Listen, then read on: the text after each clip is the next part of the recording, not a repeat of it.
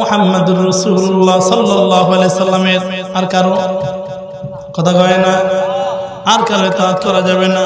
আমল কবুল হওয়ার জন্য চারটা শর্ত বলতেছিলাম, এর মধ্যে এক নম্বর ইখলাসুন নিয়া, যা করব কার জন্য, কথা বলেন কার জন্য, আল্লাহর জন্য যদি আমল হয় তাহলে কবুল হবে, আর না হয় কবুল হবে, কথা কয় না। দুই নাম্বার ইত্তেবায়ে সুন্নাহ, যা করব আমার পয়গম্বরের সুন্নাত মাফিক, যদি পয়গম্বরের সুন্নাত মাফিক হয় তাহলে আমল কবুল হবে, আর না হয় কবুল হবে, কথা কয় না। আমি নামাজ পড়বো আমার পয়গম্বরের সুন্নাত মাফিক না হইলে কবুল হবে, আমি পর্দা করব আমার পয়গম্বরের আদর্শ মাফিক হইলে হবে, আর না হয়। এরে মুসলমান, এক নম্বর ইখলাসুন নিয়া, দুই নম্বর ইত্তেবায়ে সুন্নাহ, আমি যা করব আমার পয়গম্বরের সুন্নাত তরিকা মতো করতে হবে।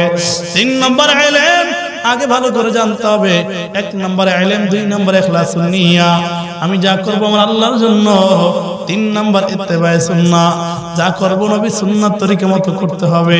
চার নম্বর ধৈর্য, বান্দা আমলের মধ্যে ধৈর্য না থাকলে আমল কবুল হবে। বলতেছিলাম আমল কবুল হওয়ার জন্য শর্ত চারটা, কয়টা কথা বলেন, কয়টা? এক নাম্বার ইলম, এক নম্বরে কি? আগে ভালো করে জানতে হবে, কি করতে হবে? দুই নম্বর ইখলাসুন নিয়া, যা করব কার জন্য, কথা বলেন কার জন্য। তিন নম্বর ইত্তেবায়ে সুন্নাহ, আমার নবীর সুন্নাত তরিকা মতো করতে হবে, আর না হয় আমল কবুল হবে, হবে। আগে ইলম, আগে ভালো করে জানেন, না জানলে বিপদ আছে না নাই, না জানলে বিপদ আছে না নাই। কেমন বিপদ?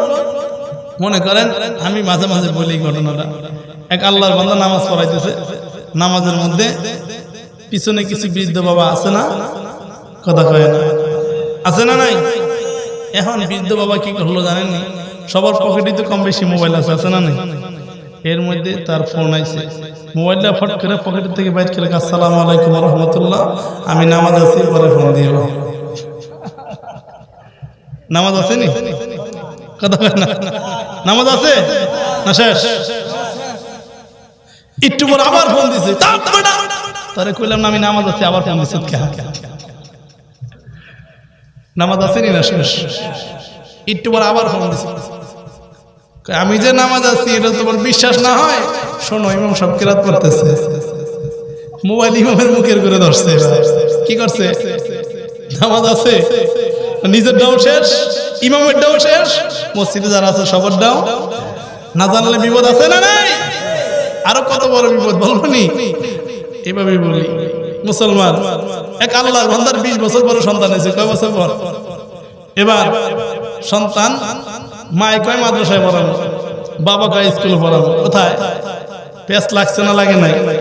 মায় কয় পড়াবো মাদ্রাসায়, বাবা কি কয় স্কুলে পড়াবো। এখন সর্বশেষ মায়ের সিদ্ধান্ত, সন্তানকে মাদ্রাসায় পড়াইতে হবে। মাদ্রাসায় পড়ানোর পরে 12 বছর পরে সন্তান আলেম হয়েছে, মা খুশি না বেজার, বাবা খুশি না বেজার। এবার বাবাই মনে মনে চিন্তা করে, যাক সন্তান আলেম হয়ে গেল, খুশিতে বাবা সন্তানকে আগানোর জন্য গেছে।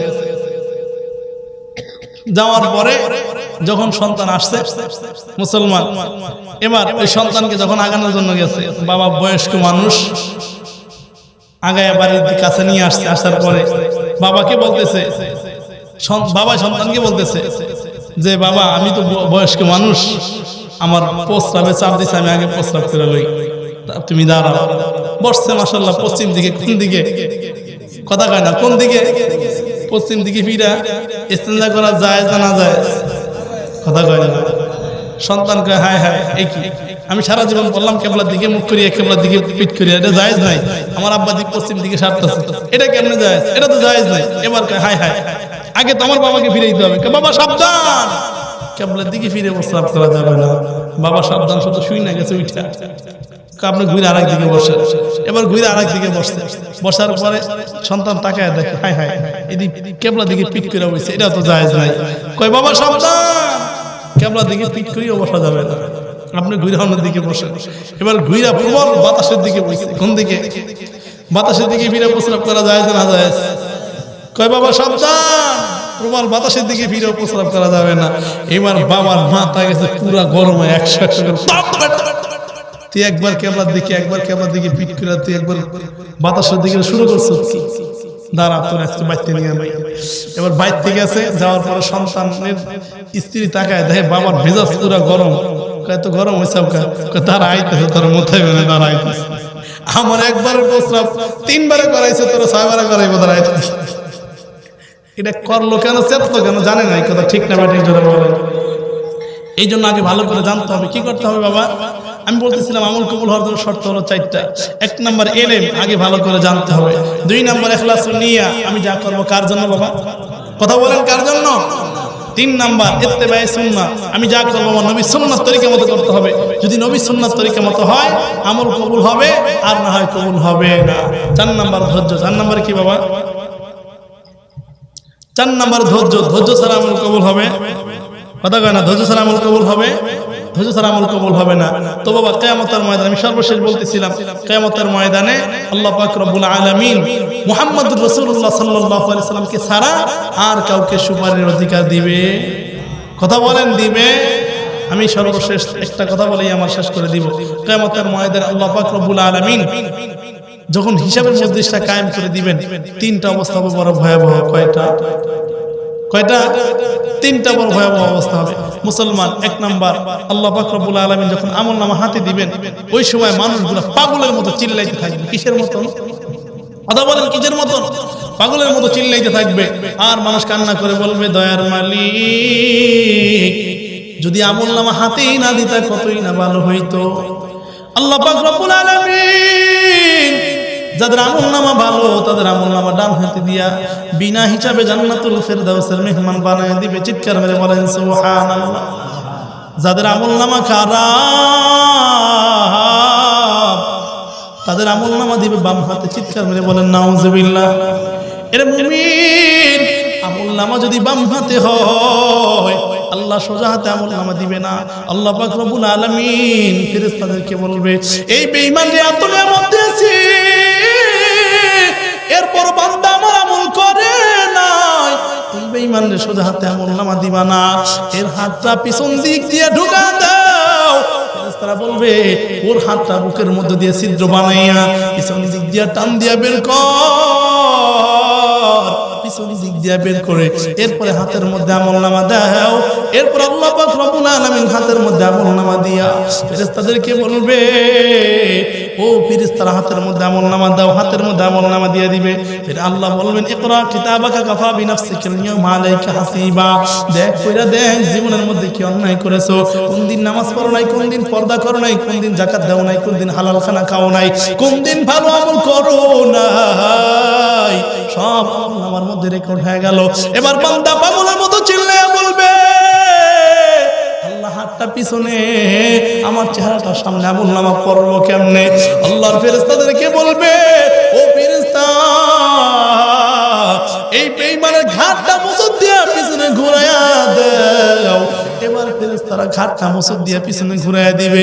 রে মুসলমান, বান্দা আমলনামা হাতের মধ্যে নিয়ে দেখবে, ওয়াদিয়াল কিতাবু ফাতারাল মুজরিমিনা মুশফিকিনা মিম্মা ফি। এ বান্দা দেখবে দুনিয়ার মধ্যে যত অন্যায় করছে একটাও বাদ যায় নাই। আল্লাহ বলেন, ফামান ইয়ামাল মিসকালা যাররাতিন খায়রান ইয়ারা ওয়া মান ইয়ামাল মিসকালা যাররাতিন শাররান ইয়ারা।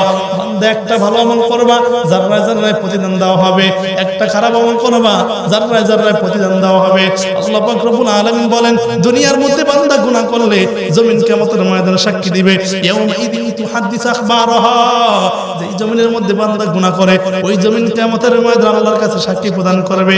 2 নাম্বার সাক্ষী, বান্দা যে হাত দ্বারা গুনাহ করবে, اليوم نختم على أفواههم وتكلمنا أيديهم وتشهد أرجلهم بما كانوا يكسبون। ওই হাত কিয়ামতের ময়দানে সাক্ষী প্রদান করবে। 3 নাম্বার, কিরামান কাতিবিন ইয়ালামুনা মা তাফআলুন। কিরামান কাতিবিন কিয়ামতের ময়দানে সাক্ষী প্রদান করবে। 4 নাম্বার, ওয়াইদা সুহুফু নুশিরাত। বান্দার আমলনামা যখন খুলে দেওয়া হবে, এ বান্দা, সর্বশেষ কথা হলো কিয়ামতের ময়দানে আল্লাহ পাক রব্বুল আলামিন মুহাম্মদুর রাসূলুল্লাহ সাল্লাল্লাহু আলাইহি সাল্লামকে সুপারিশের অধিকার দিবেন। আর কাউকে সুপারিশের অধিকার দিবে, কথা কয় না, আর কাউকে সুপারিশের অধিকার দিবে না। তো একমাত্র বলতেছিলাম, আমার পয়গম্বরের আদর্শ ছাড়া, পয়গম্বরের সুন্নাত ছাড়া জান্নাতে যাওয়া যাবে, কথা কয় না। যে কথাগুলো বললাম আল্লাহ তাআলা সর্বত আমাকে এবং সবাইকে আমল করার তৌফিক দান করেন। ওয়া আখির দাওয়ানা আলহামদুলিল্লাহি রাব্বিল আলামিন। আসসালামু আলাইকুম ওয়া রাহমাতুল্লাহি ওয়া বারাকাতুহু।